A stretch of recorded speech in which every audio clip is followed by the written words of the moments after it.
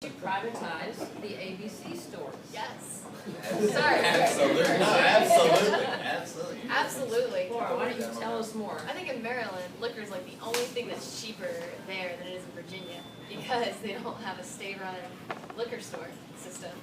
So absolutely, that would be one of the things we do the first few months I'm in office, is privatize ABC stores, and which brings down costs, and it's not, like I said, anytime government does something to raise revenue, we're in trouble. They don't do it as efficiently, they don't do it as well, and free market can do it better, as usual. Great, thank you. She forgot to mention that the jobs that come out of that would be astounding. Because with every dollar that the public sector makes a job with, the private sector can make two. Those are stats. I didn't just make that up. Those are legit hard stats. And once again, I don't want to give more money to the government. I think money is spent better out here with us, flowing between all of our pockets. Okay, thank you. Anthony Tejas. I would support privatizing the state liquor stores. I went to school in Indiana, which is a red state like Virginia, and the only liquor law they had there that I disliked was you can't sell liquor on Sunday. I don't know why, but that was just the law.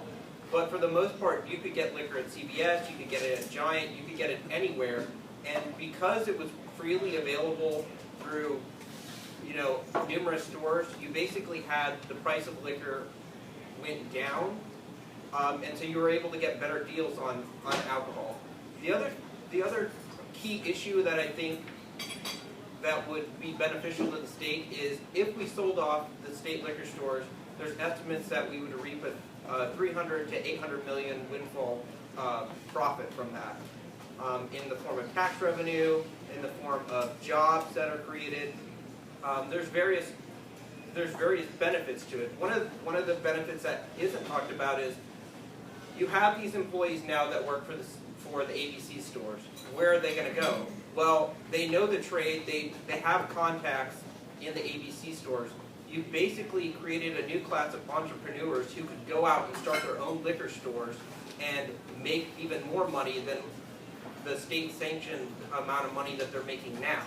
So I would like to see this issue pass the House of Delegates so we can bring entrepreneurship to an area that is failing in it currently.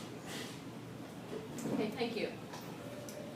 In a few short hours, something known as Obamacare will descend upon the United States.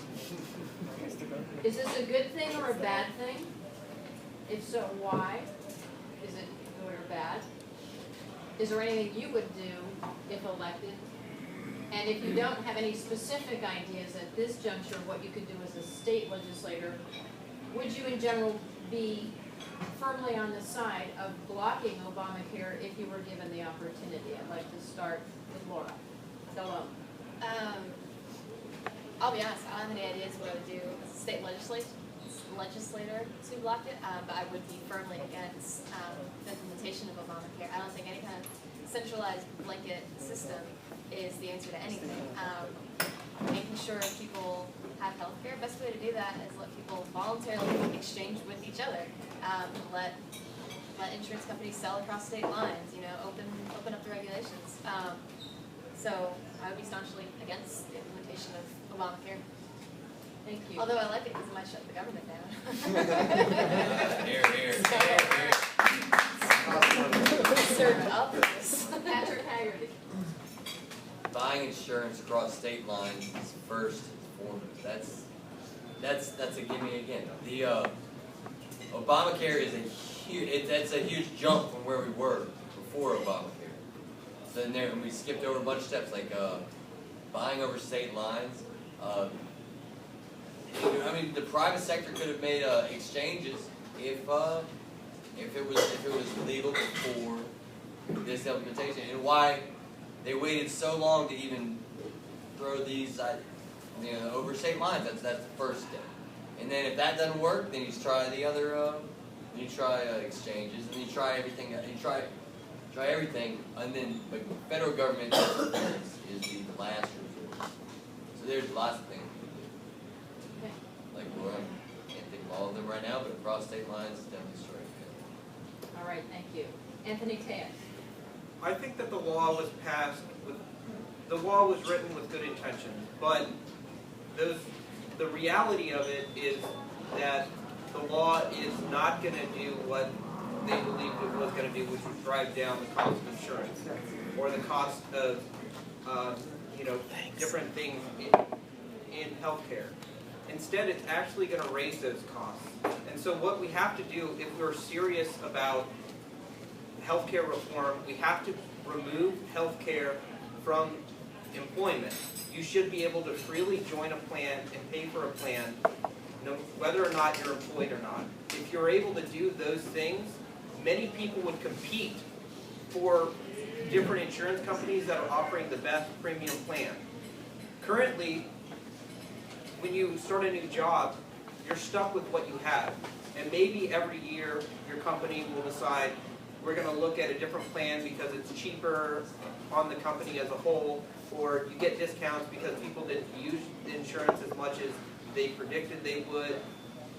That's the only time you're seeing a benefit from this system. So I would like to see us abandon the system altogether and allow the free market to work. All right, thank you.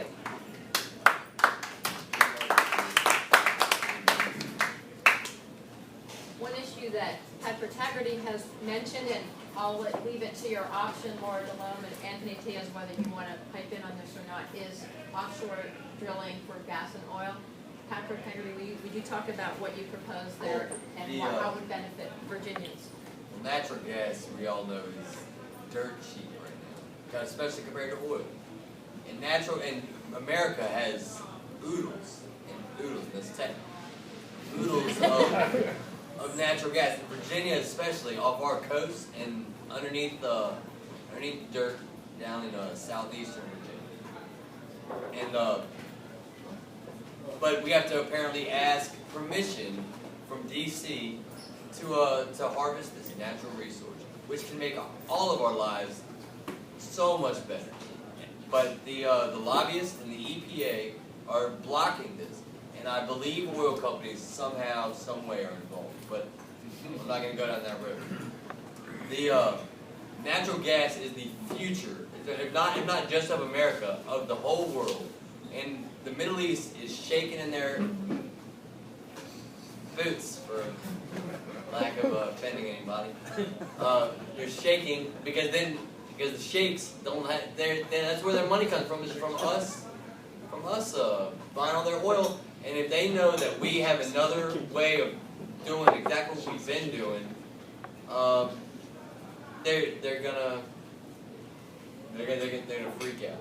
And we are gonna reap the benefits of that, and especially being in Virginia, causing harvesting all that natural gas, we rolling in money, and it will go from down there to up here because money changes hand and flows, it moves around, it's like a circle of life.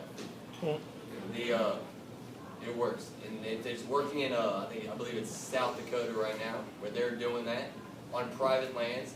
Despite what the federal government says, that's the answer, that's the future, that's the answer, is natural gas. It's the answer to all of our problems. All right, thank you. Do either of you want to add anything? I would just add that Virginia, as a Commonwealth, we have lots of natural resources, not just offshore drilling and natural gas resources. We also have uranium resources, which I think we should explore how we can best utilize these resources to create jobs without damaging the environment and also growing our economy. I think if we can do all three of these things, as a Commonwealth, we can grow and attract even more jobs. And this will bring in more revenue. It'll create a greater sense of community, I think, in this area. And currently, there's a lot of moratoriums on these things, so I'd like to see those lifted and allow for some exploratory,